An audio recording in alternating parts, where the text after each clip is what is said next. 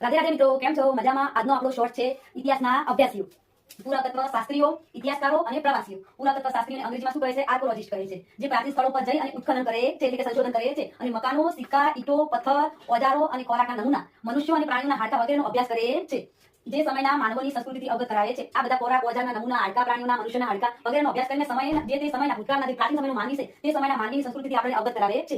જેમાં મુસાફરોનો સમાવેશ થાય છે મેગેસ્થનીસ, બિની, ફાયયાન અને યુએન સ્વાન, જેમને પુરાતત્વ શાસ્ત્રીઓ, ઇતિહાસકારો અને પ્રવાસીઓએ ઉત્તર પશ્ચિમ ભારતમાં સિંધુ નદીને કિનારે પાંગરેલી મહાન સભ્યતાના દર્શન કરાવ્યા છે. ભારતમાં 4500 વર્ષ પહેલા શહેરો અસ્તિત્વમાં હતા, જે ઘણા બધા શહેરો અસ્તિત્વમાં હતા. કેટલા વર્ષ પહેલા? 4500 વર્ષ પહેલા ઘણા બધા શહેરો અસ્તિત્વમાં હતા. ગંગા નદીની આસપાસ આશરે 2500 વર્ષ પહેલા, કેટલા? 2500 વર્ષ પહેલા ઘણા બધા શહેરો અસ્તિત્વમાં હતા. જે પુરાતત્વ શાસ્ત્રીઓ, ઇતિહાસકારો અને પ્રવાસીઓ પોતાની પ્રવાસ નોંધમાં એક દેશમાંથી બીજા દેશમાં જઈ અને પ્રવાસ નોંધ કરે છે, જે તે માનવીની જીવનશૈલી, તેમનો ખોરાક અને રહેણી કહેણી વિશે અભ્યાસ કરી અને પોતાના પ્રવાસ નોંધમાં નોંધે છે. અને આપણને જેમ એમના પ્રાચીન સમયના માનવીથી અવગત કરાવે છે, જેની સંસ્કૃતિથી અવગત કરાવે છે, જે સંશોધન કરે છે, જેના વિશે અભ્યાસ કરે છે અને આપણને પ્રાચીન સમયના માનવીની સંસ્કૃતિ વિશે આપણને અવગત કરાવે છે.